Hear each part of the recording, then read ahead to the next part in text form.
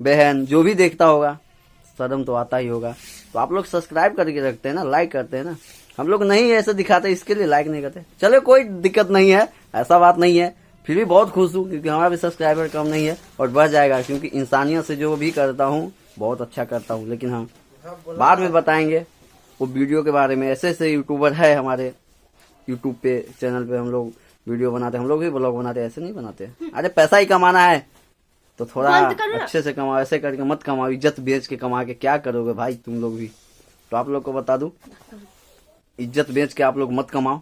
और हाँ, देखने वाले से भी गुजारिश है, मत कीजिए लाइव। अगर आप लोग गंदे हैं तो मेरा वीडियो मत देखें, क्योंकि गंदे वीडियो या तो मेरा कोई भी गाना, जिस गाने पे हम लोग अगर बनाए हैं गाने पे वीडियो, शॉर्ट वीडियो, वो भी इतना खराब गाना भी नहीं है। और ये देखिए दोस्तों, आप लोग को बता दूं ये जा रही है और आज